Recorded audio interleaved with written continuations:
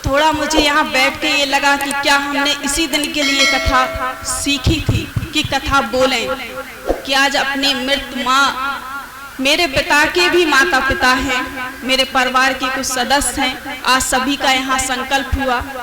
कभी सपने में भी नहीं सोचा था कि एक अपने से छोटे भाई को आज कथा श्रवण कराएंगे, वो भी इस दुनिया से नहीं चला गया है। इसलिए मेरी आवाज़ में थोड़ा आज बहुत कोशिश करने के बाद भी कहते हैं व्यासपीठ पे बैठ जाने के बाद किसी को ये बातें स्मरण नहीं करनी चाहिए, लेकिन फिर भी हम मनुष्य योनि में हैं। हम लोग भगवान नहीं बन पाते हैं, ना भगवान के जितना हो पाते हैं। तो मेरी आज थोड़ी सी बाणी थोड़ा सा कथा सुना रही हूँ उस माँ को, मेरे चाचा पिताजी के माता पिता को भी। तो मुझे थोड़ा सा आज कथा श्रवण करने थोड़ा वक्त लगेगा, पर जैसी भी मेरी वाणी निकलेगी उतनी कथा श्रवण कराएंगे और इनसे आशीर्वाद लेंगे कि जो चले गए हैं इस पूरे गांव में। आज पितृपक्ष में जो कथा हो रही है तो पूरे गांव के जितने भी हमारे पितृ हैं, किसी भी जाति के हों, किसी भी परिवार के हों, सभी को मैं इस व्यासपीठ की ओर से आमंत्रित करती हूँ, वो यहाँ आए, कथा श्रवण करें और अपना जीवन धन्य बनाएं। राधा रानी आप सभी यहाँ पधारे हैं। हमारे बड़े जन कहते हैं सती मैया के सती को चरितार्थ करती हैं हमारी माताएं, उनके नाम को आगे ले जाती हैं हमारी माताएं। तो उन सभी को व्यासपीठ की ओर से प्रणाम है, अभिनंदन है। जो यहाँ आई हैं, जो नहीं आ पाई किसी कारणवश, उनको घर तक अभिनंदन है ताकि वो कल यहाँ पधार सकें।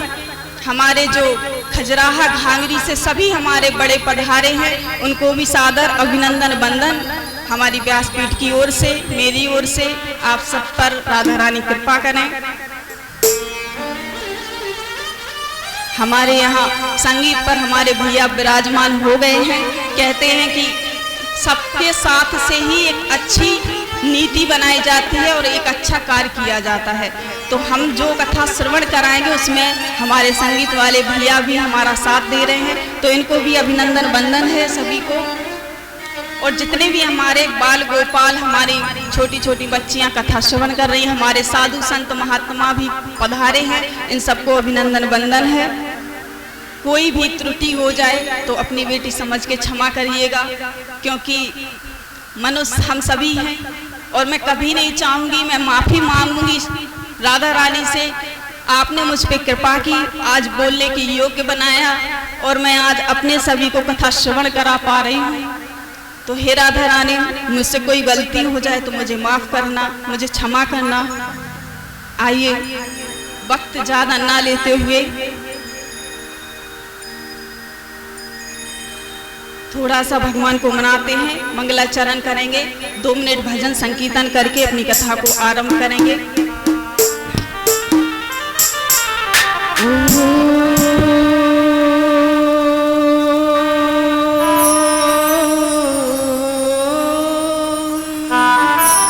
श्री गणेशाय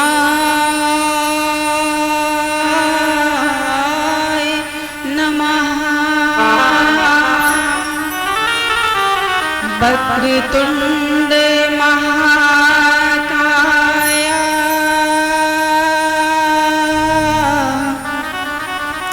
सूर्य कोटि समप्रभा निर्विघ्नं कुरु मे देवा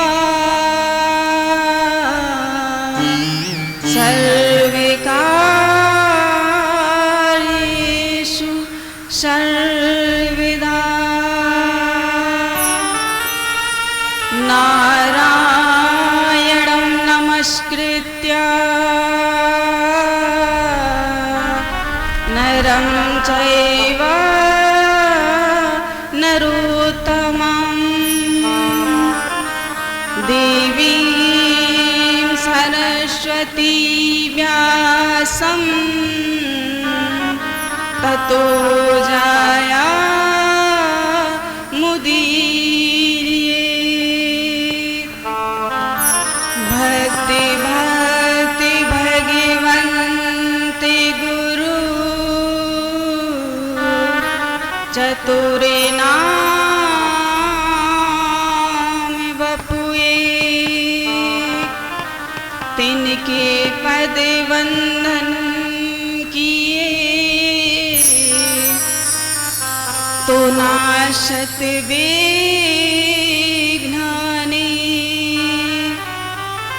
गुरुर्ब्रह्मा गुरुर्विष्णु गुरुर्देवो महेश्वरा, गुरुर्साक्षात् परब्रह्मा, तस्मै श्री गुरुवे नमः।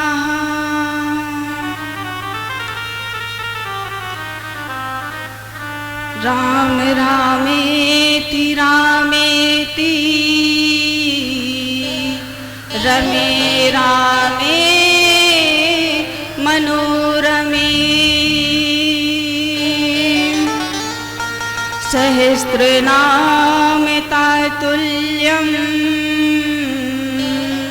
राम नाम वरानने।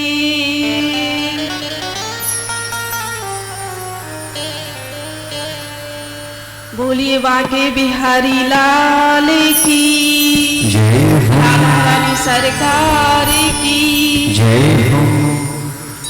आइए एक बार भक्ति के साथ जोरदार जयकारा लगाएं ताकि मुझे भी थोड़ी शक्ति मिले, भगवान की असीम अनुकंपा हो और जिस कार्य के लिए आज हम सभी बैठे हैं वो कार्य पूर्ण हो।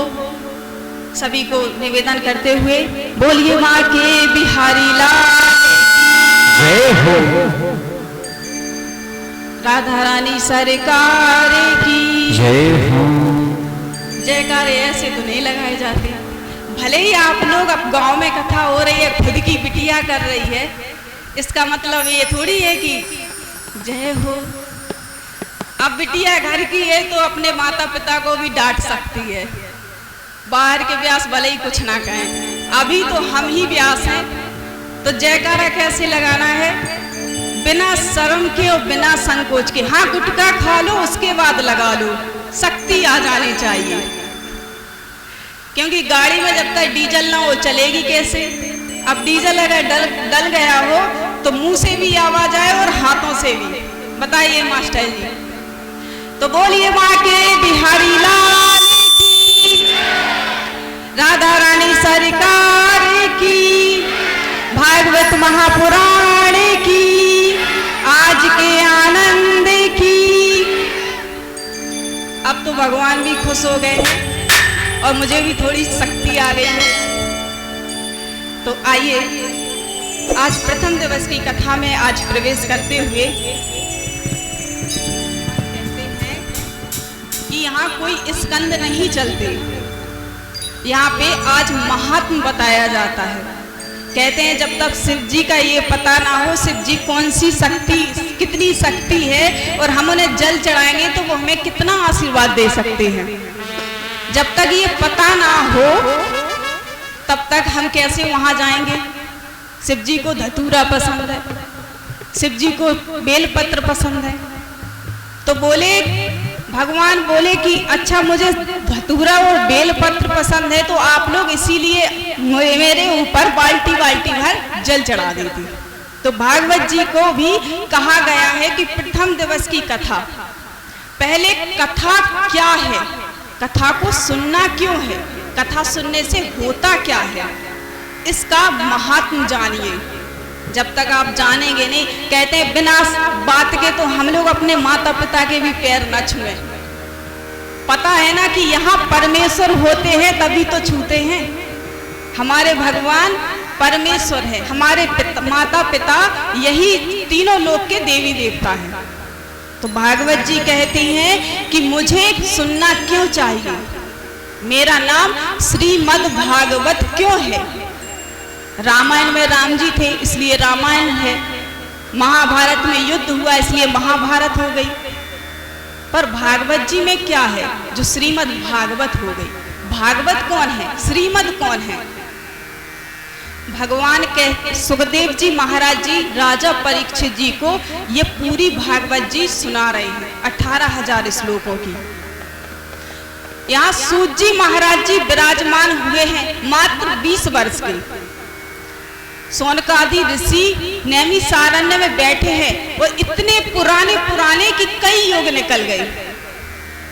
जब जैसे सूत जी महाराज जी कथा श्रवण कराने आए तो वो सौनक आदि ऋषि उठ के खड़े हो गए, प्रणाम करने लगे। सूत जी महाराज जी को थोड़ा सा संकोच हुआ, अरे ये सब लोग मुझे देख के खड़े क्यों हो गए, हमसे कोई बड़ा होता है तो वो हमारे लिए खड़ा थोड़ी होता है। सूत जी महाराज जी कहने लगे, बोले अरे ऋषियों, आप हमें देख के खड़े क्यों हो गए, आपने तो कई युग देख लिए, कई युग बीत गए, आप इतने बुजुर्ग हैं, इतने बड़े हैं, आपके पास इतना ज्ञान है, फिर आप मुझ जैसे छोटे से बालक के लिए क्यों खड़े हुए। तो ऋषि कहते हैं कोई गुण बड़ा होता है और कोई दिन बड़ा होता है। आपको कोई हमसे नाराज नहीं, हर बारे कर देते हो।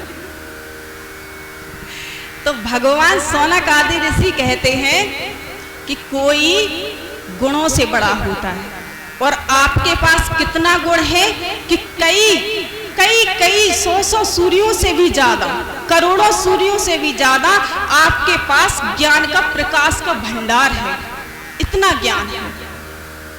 सूर्य भी आपके सामने नतमस्तक हुआ करते हैं। आप भले ही उम्र में कम हैं, आप साक्षात ब्रह्म हैं। आप किसके शिष्य हैं? बोले सुखदेव जी महाराज जी के। वो सुखदेव जी महाराज जो 12 वर्ष तक अपनी मैया की कोख में रहे, 12 वर्षों बाद निकले तो उन्होंने अपने परिवार की तरफ मुड़ के भी नहीं देखा कि मेरा परिवार है। अगर मैं मुड़ के देखता हूँ तो मेरा परिवार का जो मोह है, जो मोह की मिट्टी है, वो कहीं ना कहीं मेरे ऊपर लग जाएगी। सूत जी महाराज जी से जब ये कहते हैं तो सूत जी महाराज जी बोले, ऋषियों आप सब लोग यहाँ इकट्ठा हो गए हैं, तो जरा बताइए तो कि मैं आपके लिए क्या कर सकता हूँ। सौनक आदि ऋषि बोले, महाराज कुछ मत कीजिए, सिर्फ भगवान की कथा श्रवण करा दीजिए। कहते हैं हम कथा में बैठे हो तो हमें 17 काम याद आ जाते हैं। हमारे घर में ताला भी लगा है, भैंसियां भी वापस आनी हैं, अब गैया भी हैं, फिर सानी भी बनानी है, फिर कुछ लोगों को तो होगा मैं अब शाम की रोटी भी बनानी है। लेकिन कहते हैं स्वयं इस भोलेनाथ जी भी, जिन्होंने इस कथा को बनाया, जिन्होंने संसार को बनाया, वो भी कहाँ जाते थे कथा सुनने? वो भी ऋषियों के पास कथा श्रवण करने जाया करते थे। जहाँ एक बार माता सती जी संशय कर गईं कि भगवान की कथा हम किसी और से क्यों सुने, जबकि मेरे प्रभु तो त्रिलोकीनाथ हैं। उसी का फल उन्हें मिला कि वो अपने पिता के घर गईं और वापस नहीं आई। कथा में कहते हैं जिनको आलस आने लगे, जिनको घर की याद आने लगे, जो बीच से उठ के जाने लगे, किसी कोई अन्यथा ना ले तो कथा के भाव है, तो कहते हैं उनके पुण्य तो उदय हुए पर पाप भी साथ में उदय हो गए। पुण्य उदय हुए इसलिए आप कथा पंडाल तक बैठ गए, और पाप उदय हुए इसलिए आप बीच से ही उठकर चल दिए। कथा आगे हुई, सूत जी महाराज जी ने सभी ऋषियों को प्रणाम किया। सूत जी महाराज जी से पूछते हैं, महाराज ये बताइए कि ये भागवत कथा उत्पन्न कैसे हुई? जब कलयुग आ गया था, जब कलयुग का आरंभ था, देखिए अभी कलयुग का सिर्फ दूध का दांत नहीं टूटा है, अभी कलयुग की मात्र 5000 वर्षें ही निकली हैं, और अभी कलयुग 1,04,27,000 वर्ष और है। जब कलयुग शुरुआत में इतना खतरनाक है तो आते आते कितना खतरनाक होगा। सूत जी महाराज कहते हैं कि अगर आपकी इतनी ही इच्छा है तो मैं भागवत जी के बारे में आपको बताता हूँ। इसे सुनने से, इसे श्रवण करने से कैसे कैसे पापी तर जाया करते हैं। बोले नैमिषारण्य क्षेत्र में एक बार ऋषियों का मन हुआ कि कहीं अच्छी शांतिमय जगह हो, वहाँ हम लोग तपस्या कर सके, वहाँ हम लोग भजन कर सके, कीर्तन कर सके। पृथ्वी पर तो कहीं कोई जगह ही नहीं। ब्रह्मा जी के पास गए, ब्रह्मा जी ने मनोमय चक्र छोड़ा। मनोमय चक्र जब निकला तो ब्रह्मा जी बोले, ये चक्र जहां भी जिस स्थान पर जाकर रुक जाए, इसकी नोक जहां रुक जाए, वही सबसे पवित्र स्थान मान के आप वहीं तपस्या करना। ऋषियों ने उस चक्र के पीछे पीछे जाना शुरू किया तो लखनऊ के पास एक सीतापुर भी नगर है, जिला है। उसी जिला के पास एक नैमिषारण्य भी तीर्थ है जो सबसे पवित्र माना जाता है। नैमिषारण्य तीर्थ में जाकर वो नोक जो है मनोमय चक्र की नोक वहीं रुक गई, वहीं धंस गई। सभी ऋषिगण वहीं तपस्या करने लगे। तो सूत जी महाराज कहते हैं, ऋषियों, ऐसी पावन पुनीत जगह पे आज हम फिर से विराजे हैं, आज हम फिर से कथा श्रवण करने आए हैं। तो आइए आपको महात्म बताते हैं। बोले कैसे? बोले भागवत जी सुननी चाहिए। अपना शरीर है, 86,000 योनियों के बाद हमको ये मानव तन मिलता है। कहते हैं यहाँ तो मानव तन मिल गया, ये तो कीड़े मकोड़ों से भी ज्यादा बुरा है।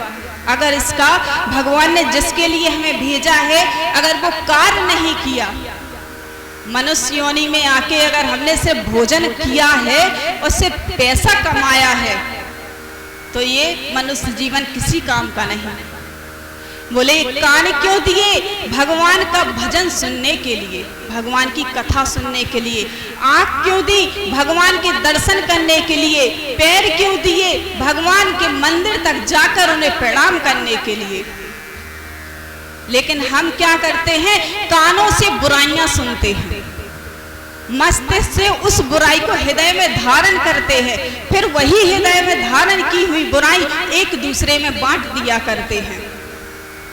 हम वो देखना चाहते हैं जिसमें हमारा हित हो, हम वो करना चाहते हैं, हम वहां जाना चाहते हैं जहां लोग हमारी झूठी तारीफ करके हमसे अपना काम निकलवा ले।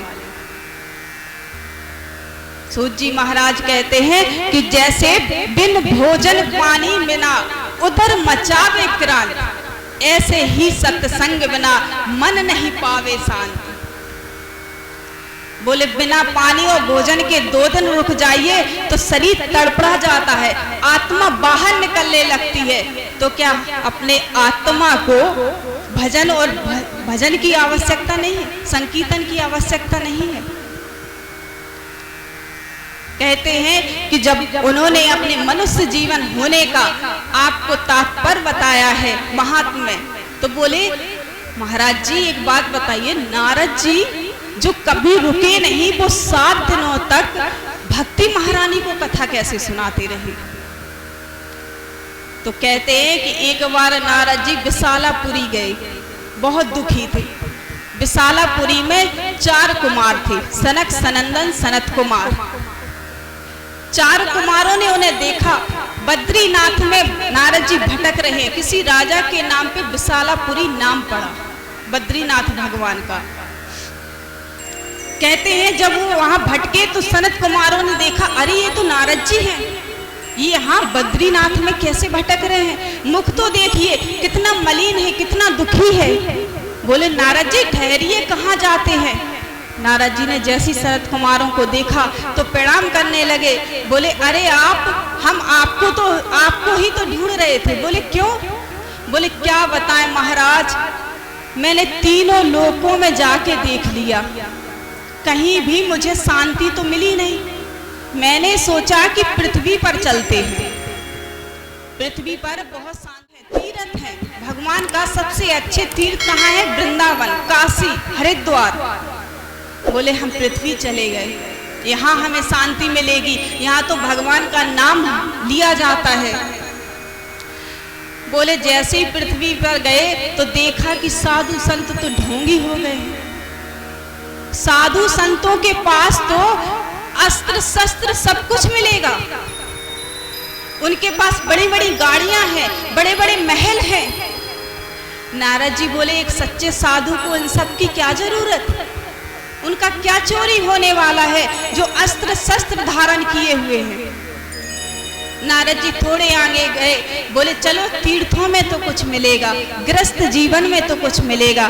बोले पहले गृहस्थ जीवन में गए तो गृहस्थी में देखते हैं, जिनके विवाह हो गए हैं वो अपनी स्त्रियों की डांट सुनने लगे हैं। बोले स्त्रियां अपनी मनमानी चलाने लगी हैं और ऐसा करने कहते हैं कि घर बिगाड़े आरो, दीवार बिगाड़े आरो और घर बिगाड़े सारो। बोले वो हाल हो गया। बोले बड़े भाइयों को नहीं पूछते कि भैया ऐसी ऐसी समस्या है, ऐसा शुभ काम होने वाला है, तो भैया क्या आप हमें अच्छी सलाह देंगे? बोले नहीं। अब भैया और भाई साहब कौन हो गए?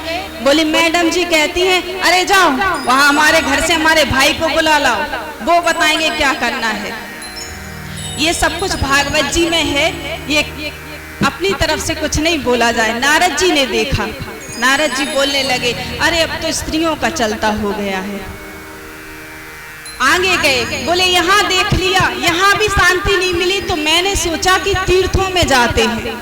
हरिद्वार गए, श्रीरंगम, कुरुक्षेत्रम, हरिद्वारम, सभी जगह गए, कहीं भी शांति नहीं है। तो मैंने सोचा कि जहाँ श्री कृष्ण स्वयं वास करते हैं वृंदावन, वहां तो होगा, वहां तो भगवान की स्वयं की नगरी है, वो किसी ने बनाया नहीं, वो तो श्री कृष्ण का अपना घर है, वो तीर्थ नहीं है, वहां तो शांति होगी। बोले वहां तो भोजन करने के लिए कोई भी भगवा रंग पहन लेता है। बोले हर कोई साधु। जब नदी किनारे गए, आगे बढ़े, अरे देखते हैं यहाँ तो साधु प्रणाम करने योग्य ही नहीं। साधु सिर्फ उनसे बात करते हैं जिनके पास धन हो। कोई अगर गरीब आ जाए तो साधु कहते हैं कह दो कि घर आश्रम पे कोई है नहीं। बोले वृंदावन की ये दशा थी। बोले आगे गए कि यमुना मैया की नदी के किनारे जाते हैं, थोड़ी शीतल ठंडी छाया लेंगे, थोड़े उनके दर्शन करेंगे तो वहां कुछ अच्छा होगा। बोले नदी किनारे गए तो वहां और गजब विडंबना थी। बोले एक स्त्री जो बहुत सुंदर थी, बहुत युवती थी, मात्र 20 या 25 वर्ष की होगी। बोले उसकी गोद में लेकिन 2 वृद्ध व्यक्ति पड़े हुए हैं जो बार बार मूर्छित हो रहे हैं। नारद जी ने सोचा कि अब ये स्त्री रो रही है तो इसके पास कैसे जाए, मैं तो साधु हूँ, भगवान का भक्त हूँ, ऐसे स्त्रियों के बीच में पहुंच जाऊंगा तो कोई कुछ गलत ना कह दे। नारद जी दूर से देख रहे हैं, क्या करूं, इनकी व्यथा कैसे सुन लूं। इतने में जो मैया थी, जो युवती थी, वो देख के कहने लगी अरे